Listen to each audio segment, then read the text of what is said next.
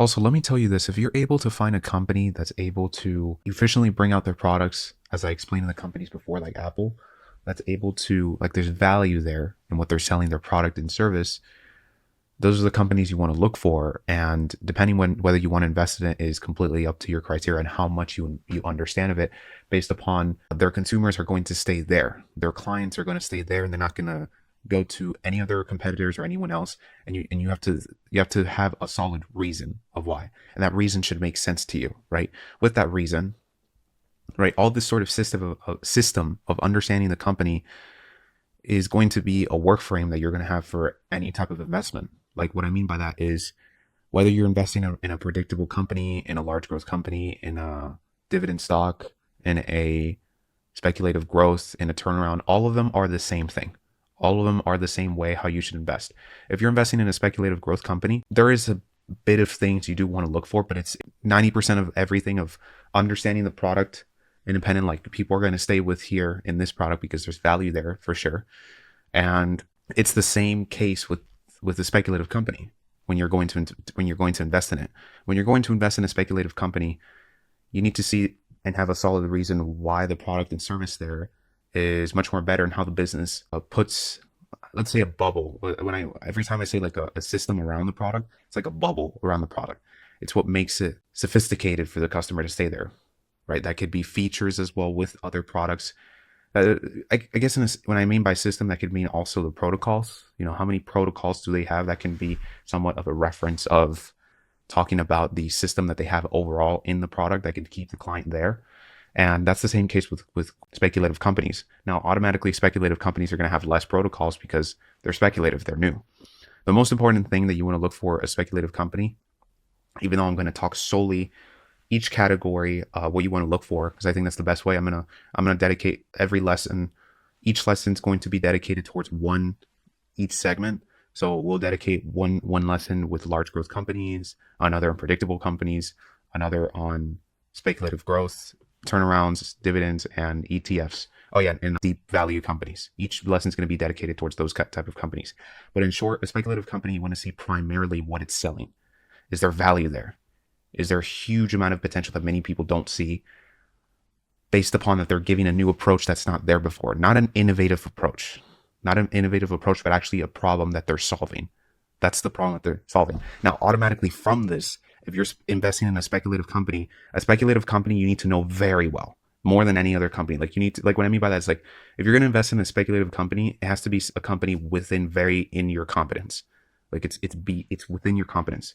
If you don't understand technology and you're investing in a speculative technology company, that's a terrible decision.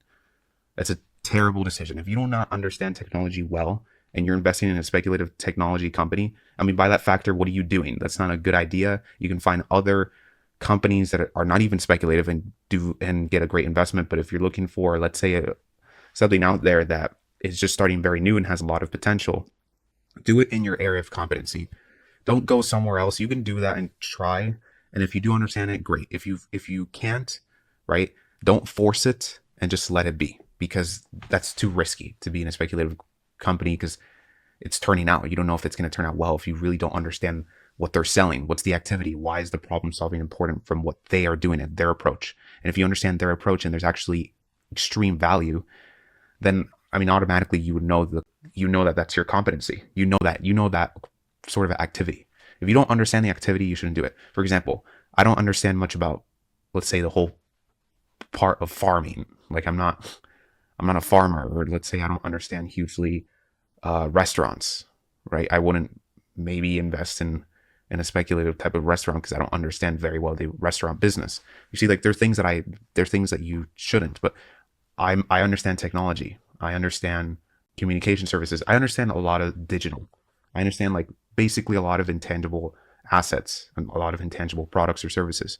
But I also understand tangible. Like, I understand machinery. I understand hardware, which is the same as technology. I understand, let's say, the consumer discretionary market. I understand that too, right? But I would say I understand a lot more technology and digitalization. A lot of people won't, as I do. And that's perfectly fine. And you should empower yourself. In fact, you have a huge advantage. You have something that I don't have and many people don't have. Some people understand technology as I do, but if you understand an area that people don't talk about much, that's a huge benefit for you. You get to find investments that no one's talking about. It's not the hype thing. And look, let me tell you, the best investments that you're going to find are not the ones that are in hype. Those are actually dangerous to go in the ones that are hype, because those are the ones likely to fail because no one knows how to correctly invest. Not a lot of people know how to correctly invest because they invest in things that might change a lot of things, but they don't understand how it will change. So you see like the point here, if you get into a speculative company technology, how are you going to know it's valuable if you don't understand what makes its product different from the rest and why there's actual value? Why would the customers prefer that product ultimately than any other? So by that nature, you should be investing in more areas in your competency, whether that's a speculative company and definitely in a turnaround company. A turnaround company is more speculative than a speculative company because it's a company that's turning around its ship from being very unprofitable. So look, speculative and turnaround companies, I would say it's absolutely necessary that you only can invest in those type of businesses only when you really, really understand them. Like you really understand that industry, you know how it works.